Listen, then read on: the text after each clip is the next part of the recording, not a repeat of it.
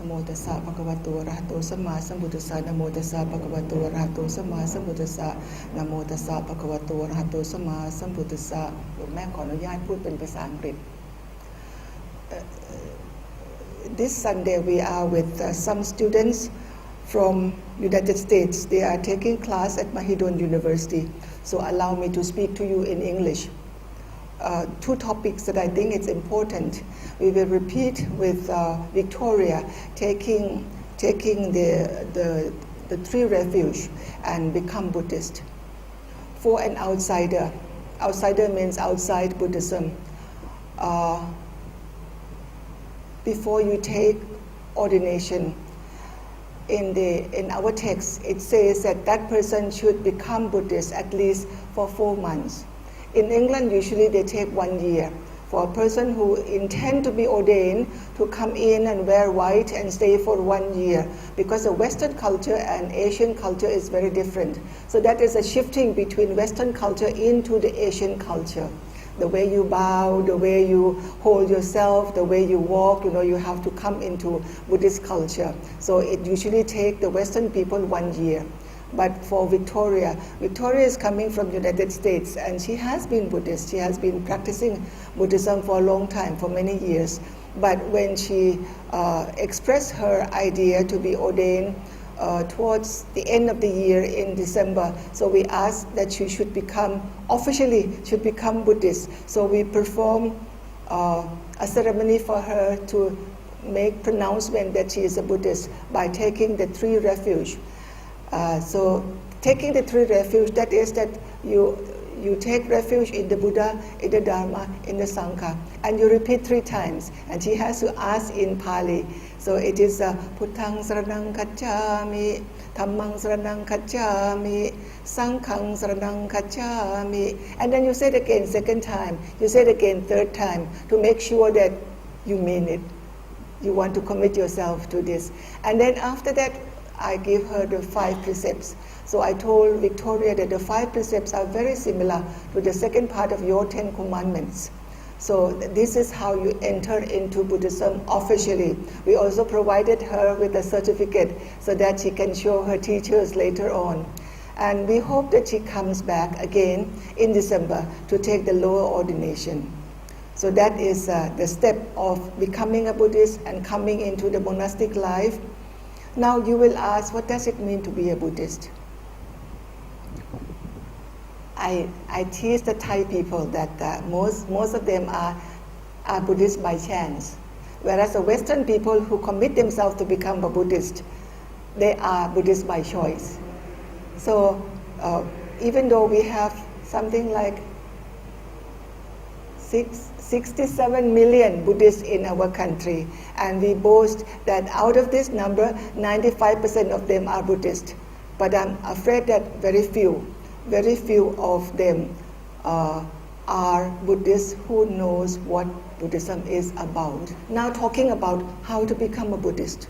When the Buddha actually established Buddhism, he gave responsibility to 4 groups of Buddhists. We call them the fourfold Buddhist communities. The bhikkhus, the monks, the bhikkhunis, the nuns, fully ordained nuns, and then the laymen and the laywomen. And the Buddha expected them that number 1, they will study the teaching of Buddha. Yes? So this is what Victoria is going to do. Study the teaching of the Buddha.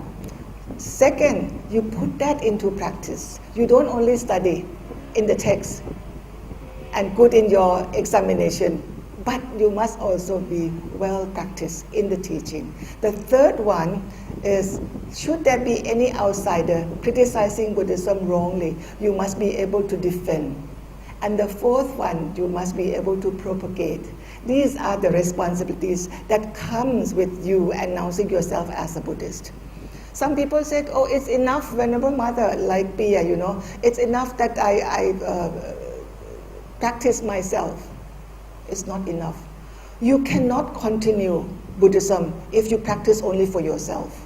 Because how can you defend yourself? How can you defend Buddhism against others? How can you start teaching others? So Buddhism dies when you die, right? If you practice only for yourself, you're a very peaceful person, people could People could be fighting and they kill themselves in front of you and you remain so peaceful. That is not to be a Buddhist. That is not about being Buddhist. So Buddhist must be alert. You must be joyful practicing Buddhism. You must be alert to be able to help others. So some people would practice only for themselves. You are in the temple. You are practicing the 5 precepts. You are not killing anyone. You are observing the precepts very well. But there is a couple, the husband is beating the wife in front of the temple. You said, oh, that's too bad. That's her bad karma. We have nothing to do with it. But in Buddhism, the Buddha also teaches you to have compassion for others. If you are able to stop that fighting, you should. You see, so the teaching is not only for you, but it is for you and the community. So when the Buddha sent out the first batch of Buddhist monks to preach, 60 of them, the first batch is 60, he said, be beneficial to yourself and to others. Mind you, to others. ให้เป็นประโยชน์ตนประโยชน์ท่านนะพระพุทธเจ้าไม่เคยสอนให้เราทำประโยชน์ตนเท่านั้นนะครับเพราะฉะนั้นอย่า twist how to say twist อย่าบิดเบือนคำสอนของพระพุทธเจ้าแล้วบอกว่าปฏิบัติเฉพาะตนก็พอ it's not enough it's not enough that you're peaceful yourself it is also you must extend this to others if you are in a situation that you can. Okay, so learning the teaching, putting into practice, being able to defend and to propagate. This is the responsibility that Victoria will understand and try to continue.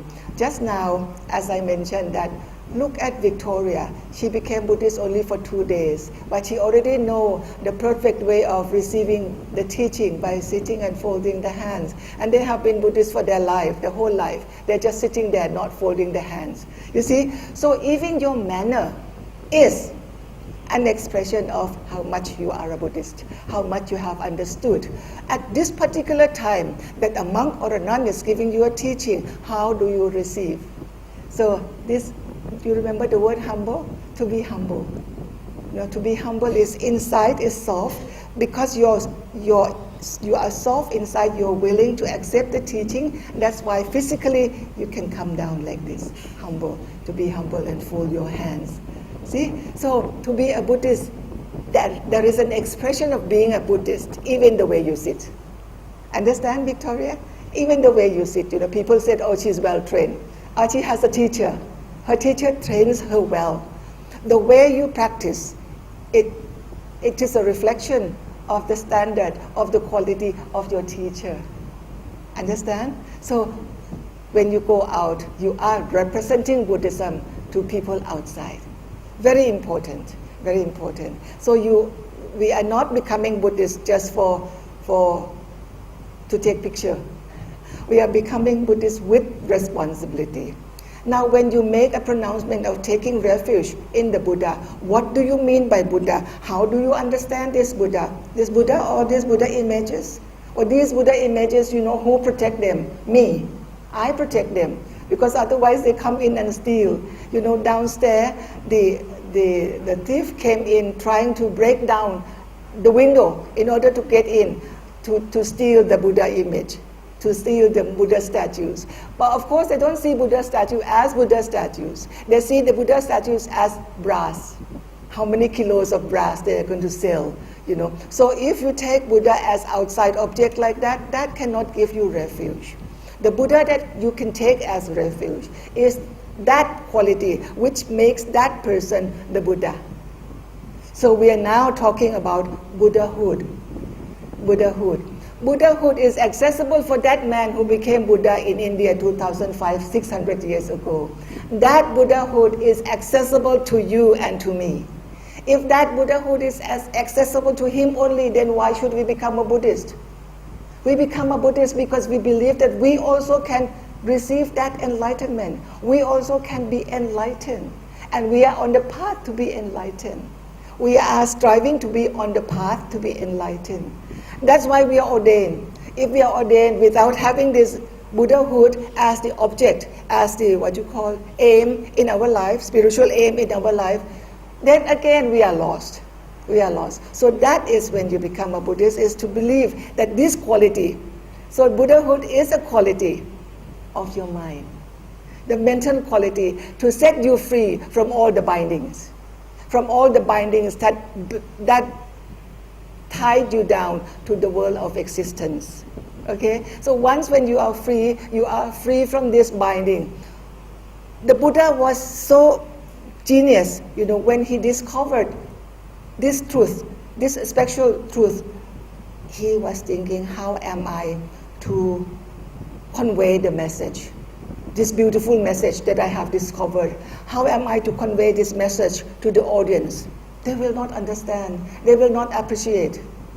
Then he spent 49 days, under 7 days under each tree, 7 trees around where he was enlightened, trying to find a way, how can I reach the people with the discovery that I just had? How can I make accessible to them? And then he came to this understanding that he started by talking about suffering, which everyone experiences. So he is very existentialist in that sense. Talk about that which exists in all of us. Then starting to draw us out of the suffering which we have. If he started talking about nirvana, if he started talking about salvation, nobody understands. So he started talking about something that is real for you. You feel the suffering and you want to come out. When he came out to search for this truth, he was asked the 3 questions that was bothering him was, how am I to free myself from the suffering of old age? How am I to free myself from the suffering of getting sick? How am I to free myself from the suffering of dying? To discover that you have to stop by not being born. Isn't that interesting? All this suffering that it is caused to you because you have this physical body. As long as you have physical body, of course you will have physical suffering. The older you get, the more physical suffering you will experience. And that's true, cut across. Young, old, cut across. Everyone will have this experience. So the Buddha was wise to start talking to us about that which we experience. And slowly he is taking you out of that and offer you yet another mental state which you can be free from suffering, which is caused by the clinging to the self. And he explained that which you hold on to the self, actually in the very beginning is not there. It's not there. But because you hold on to it as though it is real, that's why you have suffering. So Buddhism, in short, Buddhism is talking about suffering and how to get out of it. That's all. All the 45 years, all the 45 volumes of the Buddhist canon is this. How to understand suffering, yourself, and how to get out of it. So the message of Buddhism is very direct, and insists that it must be self-experience. จะต้องปฏิบัติด้วยตัวเอง คนอื่นเข้าถึงพระนิพพาน เราไม่ทำเราไม่เข้าถึง เราต้องทำด้วยถึงจะถึง เราทุกข์เหมือนกันไหมเหมือนกันหมด ทุกคนที่เกิดมาเป็นมนุษย์ทุกข์เหมือนกันหมด ทุกข์จากสภาพกายนี่เหมือนกันหมด ไม่มีใครดีกว่าใครเลย แต่สามารถจะออกมาจากทุกข์นั้นได้ ถ้าปฏิบัติตามอย่างนี้พระพุทธเจ้าชัดเจนมากนะคะหลวงแม่บอกสรุปเหลือบรรทัดเดียวนะคะศาสนาพุทธสอนเรื่องอะไรศาสนาพุทธสอนให้เห็นทุกข์และให้ออกมาจากทุกข์แค่นี้เองนะคะเพราะฉะนั้นที่เราดิ้นรนกระวนกระวายใจเพราะว่าเรายังไม่เห็นทุกข์และเรายังไม่แสวงหาหนทางที่จะออกมาจากทุกข์นะคะ so that is good for your what you call it digestion. It's good for your digestion. You start thinking about this message that the Buddha is so direct, giving you very directly, and see whether it's meaningful to you, whether it is meaningful to you. And Buddhism is very open for any one of you to come and get the taste of it and to see whether it's good or not. You are buying this product. We have product for sample. Come in and try for yourself. So in the teaching of Buddhism is always come and see for yourself. always say that, you come and see for yourself, hipasako, opadayiko. You come and experience yourself. So therefore, you don't have to convert to Buddhism in order to understand what the Buddhists are talking about, That is accessible to all of us. โมทนาสาธุ